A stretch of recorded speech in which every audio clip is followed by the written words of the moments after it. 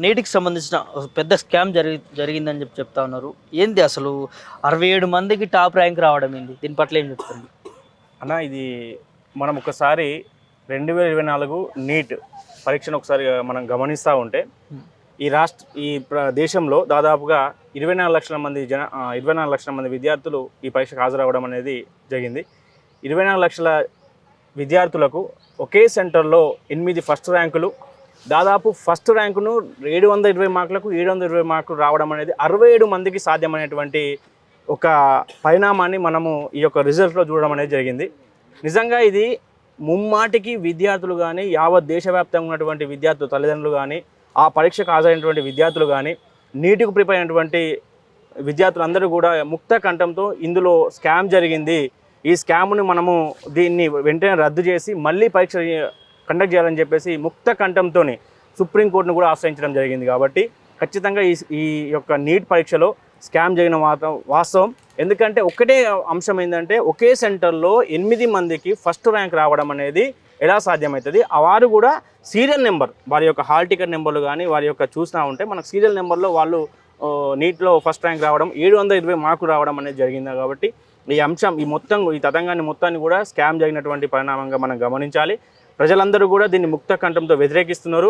NTA యొక్క కన్వీనర్గా ఉన్నటువంటి వాళ్ళు బాధ్యత తీసుకొని ఈ యొక్క చర్యని వెంటనే ఈ యొక్క ఏదైతే మీరు విచారణ కమిటీ ఏదైతే ఆదేశించిందో వారిలో ఉన్నటువంటి లోపాన్ని కూడా సరిదిద్దుకొని మళ్ళీ కండక్ట్ చేసినట్లయితే విద్యార్థులకు న్యాయం చేసేటువంటి ప్రయత్నం జరుగుతుందని చెప్పేసి మేము భావిస్తా ఉన్నాం. అంటే దీంట్లో ప్రధానంగా ఎన్టీఏ సంస్థ వాళ్ళు చెప్తున్నది ఏంటంటే గ్రేస్ మార్క్ కలపడం వల్ల వారికి మార్క్స్ వచ్చినాయని చెప్తా ఉంటారు. గ్రేస్ మార్కులకు ఎటువంటి సాధ్యం కాదని చెప్పేసి సుస్పష్టంగా మనం తెలియజేస్తాం. నిపుణులు కానీ వాళ్ళందరూ కూడా చెప్పేది ఏంటంటే 719 మార్కులు గ్రేస్ మార్కులు కలపడానికి సాధ్యపడదు. ఎందుకంటే ఒక్క మార్క్ అన్నా తప్పు చేసి ఉంటాము కదా, తప్పు చేసిన మార్క్కి తప్పు చేసిన ప్రశ్న పత్రానికి 4 మార్కులు మనం మైనస్ అవుతూ ఉంటాం.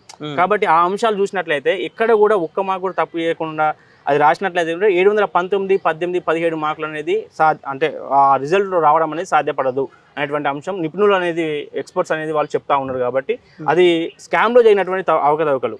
కాబట్టి దాన్ని క్లియర్గా మనం దాన్ని గమనించి ఆ స్కామ్గానే దాన్ని భావించాల్సింది. అంటే ఎలక్షన్ డే రోజు రిజల్ట్స్ ఇవ్వడానికి ఎట్లా చూస్తారు?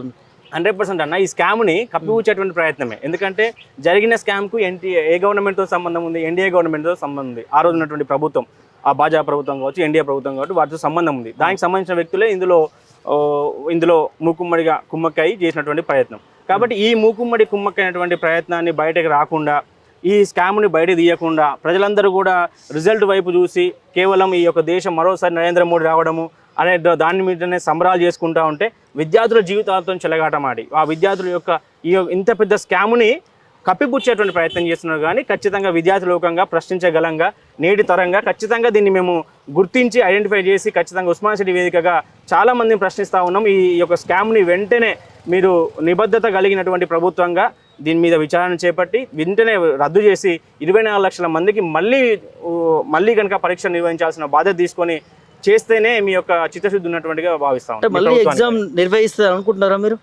నిర్వహించాల్సిన అవకాశాన్ని, ఆ సందర్భాన్ని మనం క్రియేట్ చేయాలి. ఎందుకంటే మేధావి వర్గంగా రానున్నటువంటి తరంగా విద్యార్థుల తల్లిదండ్రులుగా అందరం కూడా దీన్ని పార్టిసిపేట్ చేయాలి. ఎందుకంటే జరిగినటువంటి స్కామ్. ఎందుకంటే ఒక్కసారి చూడండి, మనం ఒకవేళ ఒక ప్రయత్నం చేసి ఆ యొక్క విద్యార్థి కనుక ఫెయిల్యూర్ విద్యార్థి డాక్టర్ అయితే రేపు పొద్దుగల సమాజంలోకి వస్తే ఎంత నిర్లక్ష్యంగా ఉంటాడు, ఆ యొక్క అంశాలను కూడా మనం పరిగణలోకి తీసుకోవాల్సిన బాధ్యత ఉంది. కాబట్టి భవిష్యత్తులో కూడా ఇలాంటి జరగకుండా చూసుకోవాల్సిన అంశం కూడా మనం ఇప్పుడే దీనికి కార్యాచరణ రూపొందించుకొని ముందుకు సాగాలని కోరుకుంటున్నాం. అంటే అతిపెద్ద నీట్ అంటే ఒక ఎగ్జామ్ రాసిన తర్వాత డాక్టరేట్ అంతా కోర్సు చేయాల్సి ఉంటుంది. సో ఇది ఎంతో అత్యున్నతమైన కోర్సు అని కూడా చెప్తాం. సో అలాంటి కోర్సులోనే ఇంత పెద్ద స్కామ్ జరగడం ఎట్లా చూస్తుంటే ప్రభుత్వం వైఫల్యం ఉందనుకోవచ్చా? ఇలా 100% అన్న. ఎందుకంటే మనం ఒకసారి యూపీఎస్సీని మాత్రమే ఈ దేశంలో నిబద్ధత కలిగినటువంటి ఒక పారదర్శకత కలిగినటువంటి ఒక అంశంగా చూస్తాం.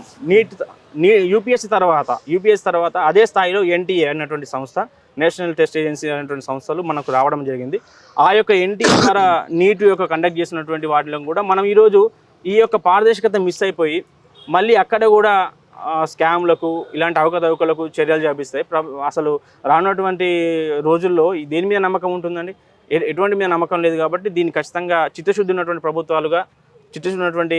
వ్యక్తులుగా దీన్ని ఖచ్చితంగా మళ్ళీ దీన్ని పోస్ట్ మార్క్ చేసుకొని ఎక్కడైతే తప్పు జరిగిందో దాన్ని పునరావృతం కాకుండా చేసుకోవాల్సిన బాధ్యత ప్రభుత్వాల మీద ఉంది. అంటే విద్యార్థి యంత్రాంగం మీద ఉంది. వీళ్ళ వెనకాల ఎవరు ఉండొచ్చు అనుకుంటారు? అంటే ఒక ఇన్స్టిట్యూట్ ఉందంటే తెలుస్తా ఉంది ఇక మనకి. ఖచ్చితంగా ఒక ఇన్స్టిట్యూషన్ కానీ లేకపోతే విద్యా సంస్థలు కానీ వారి యొక్క వ్యాపార ప్రలోభాల కోసం వారి యొక్క రేపొద్దుగల ఈ ఇన్స్టిట్యూట్ వల్ల ఎక్కువ ర్యాంకులు వస్తాయి, ఈ ఇన్స్టిట్యూట్స్కి ఎక్కువ మంది పేరెంట్స్ కూడా పిల్లల్ని జాయిన్ చేయడం అనేది కామన్.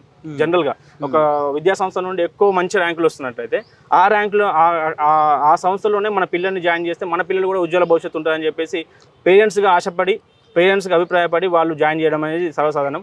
కానీ దాన్ని క్యాచ్ చేసుకొని ఈ యొక్క ర్యాంకులను క్యాచ్ చేసుకొని ఇలాంటి అవకతవకలు చేసి ఆ ర్యాంకులను బోర్డులో పెట్టుకొని విద్యార్థుల యొక్క తల్లిదండ్రులను మోసం చేసుకుంటూ విద్యార్థులను మోసం చేసుకుంటూ యావత్ సమాజాన్ని మోసం చేసేటువంటి ప్రయత్నాలు ఇందులో పెద్దల హస్తం ఉంటుంది. కామన్గా ఒక చిన్న స్థాయి వాళ్ళు ఒక ఇన్స్టిట్యూట్ నడిపే వాళ్ళు ఒకరి యొక్క హస్తం అని నేను భావిస్తలేదు. ఖచ్చితంగా ప్రభుత్వ యంత్రాంగం కానీ ప్రభుత్వానికి సంబంధించినటువంటి పెద్దల హస్తం కూడా ఉంటుందనేటువంటి అభిప్రాయాన్ని వ్యక్తపరుస్తున్నా. ఖచ్చితంగా దీంట్లో అయితే వాళ్ళందరూ ఉండి ఏకంగా ఏంటంటే 24 లక్షల మంది విద్యార్థుల జీవితాలని ఈరోజు నాశనం చేసేటువంటి ప్రయత్నం చేస్తూ ఉన్నటువంటి ప్రభుత్వంగా యూపీఏ ప్రభుత్వాన్ని మనం చూడాలి. ఎట్లా చెప్తారు ఒక విద్యార్థి నాయకుడు లెక్క మళ్ళీ ఎగ్జామ్ కండక్ట్ చేయాలని చెప్పి? ఒక టీఎన్ఎంఎస్ విద్యార్థి సంఘం రాష్ట్ర అధ్యక్షుడు ఉస్మాన్ జేఏసీగా మేము 24 లక్షల మంది విద్యార్థుల యొక్క పక్షాన ప్రభుత్వాన్ని కానీ ప్రభుత్వ యంత్రాంగాన్ని విజ్ఞప్తి చేస్తూ ఉన్నాం, డిమాండ్ చేస్తూ ఉన్నాం. ఖచ్చితంగా పెద్ద విషయం కాదు. మే 5వ తారీఖు రోజున కండక్ట్ చేసినటువంటి నీట్ ఎగ్జామ్ని మళ్ళీ తిరిగి కండక్ట్ చేయడం. మనం గతంలో చూసినట్లయితే ఖచ్చితంగా ఎగ్జామ్స్ను పోస్ట్పోన్ అయిన ఎగ్జామ్స్ని కూడా కండక్ట్ చేస్తూ ఉన్నాం. ఇప్పుడు ఇక్కడ అయితే మనం టీఎస్పీఎస్సీ గ్రూప్ వన్ ప్రశ్నపత్రాన్ని కూడా చూసినట్లయితే విద్యార్థులకు అన్యాయం జరిగిందని చెప్పేసి మళ్ళీ కండక్ట్ చేయడం జరిగింది.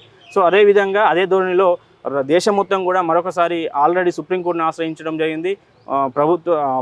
మామూలుగా ప్రజలంతా కూడా దాన్ని వ్యతిరేకిస్తున్నారు. కాబట్టి ఖచ్చితంగా ఎన్టీఏ మరోసారి ఆలోచించి తిరిగి ఒక రోజు మళ్ళీ కండక్ట్ చేయాల్సిన బాధ్యత తీసుకోవాలని చెప్పేసి విజ్ఞప్తి చేస్తాము, డిమాండ్ చేస్తాము. Thank you.